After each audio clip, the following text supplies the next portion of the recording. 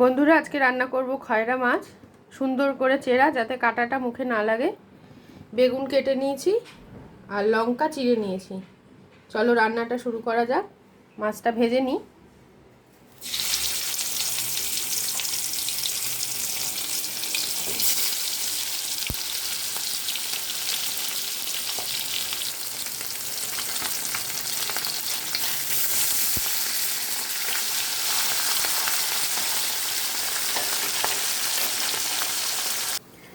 মাছগুলো ভাজা হয়ে গেছে। এবার এই তেলে আমি বেগুনগুলো হালকা করে উল্টে পাল্টে নেব।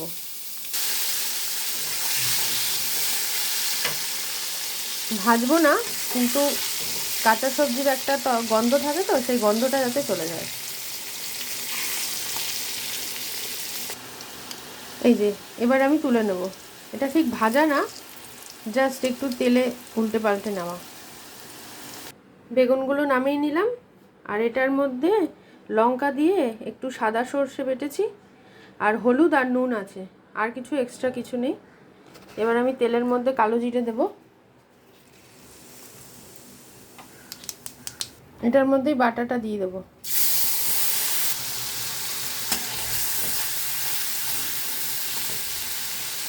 দিয়ে দেবো কাঁচা লঙ্কা। মশলার বাটিটা দিয়ে জল দিয়ে দিলাম। মশলাটা একটু হোক। যেহেতু সর্ষে আছে, আমি বেশি কষাবো না, তেল ছেড়ে দিয়েছে, জল দিয়ে দিলাম। সর্ষে থাকলে তিতো হয়ে যায় না। ঝোলটা ফুটে গেছে। এবার আমি একটা একটা করে মাছ দিয়ে দেবো।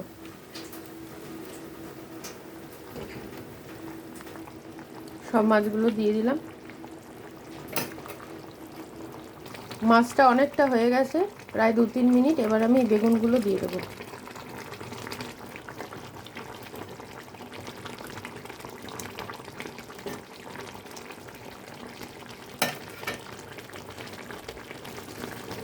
আমার মাছের ঝোল কমপ্লিট। এবার আমি নামিয়ে নেব।